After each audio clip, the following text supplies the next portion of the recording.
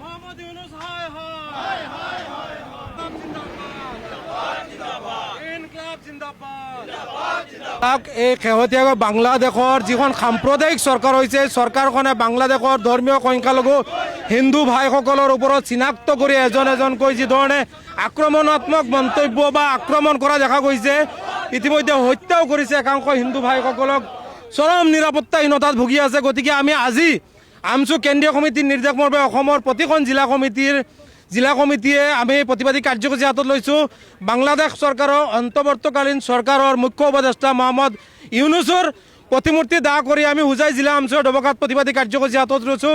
আমি স্পষ্টভাৱে দাবী জনাব বিচাৰিছোঁ বাংলাদেশ চৰকাৰে যি ধৰণে হিন্দু ভাইসকলক নিৰাপত্তাহীনতাত ভুগি আছে চৰকাৰখন থকাত আৰু সম্পত্তি তথা ধৰ্মীয় অনুভূতিত আঘাত আনি আছে, তেখেতসকলে নিজৰ ধৰ্ম পালন কৰিব পৰা নাই।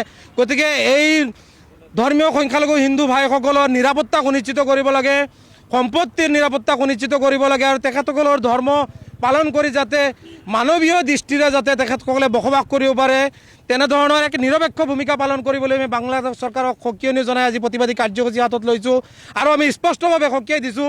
সমান্তৰালভাৱে আমি ভাৰত চৰকাৰকো আমি দাবী জনাইছোঁ একাংশ সাম্প্ৰদায়িক মনোভাৱৰ বাংলাদেশৰ ৰাজনৈতিক নেতাই উত্তৰ পূৰ্বাঞ্চল তথা ভাৰতক আক্ৰমণাত্মকভাৱে সাম্প্ৰদায়িক মন্তব্য দিয়া পৰিলক্ষিত হৈছে। গতিকে ভাৰত চৰকাৰে এই ধৰণৰ এখন সৰু ৰাষ্ট্ৰ যিখন ৰাষ্ট্ৰৰ ফালে ভাৰত চৰকাৰে চালেই ৰাষ্ট্ৰখন ধ্বংস হৈ পৰিব, সেই ৰাষ্ট্ৰখনৰ একাংশ সাম্প্ৰদায়িক মনোভাৱৰ নেতাই এনেধৰণৰ সাম্প্ৰদায়িক মনোভাৱেৰে যিবোৰ মন্তব্য দিছে আৰু আমাৰ ফালে চকুত আহিছে এই ধৰণৰ ৰাষ্ট্ৰৰ ৰাজনৈতিক নেতাসকলৰ বিৰুদ্ধে ভাৰত চৰকাৰে যুদ্ধ ঘোষণা কৰি এই ধৰণৰ মন্তব্য বন্ধ কৰাব লাগে।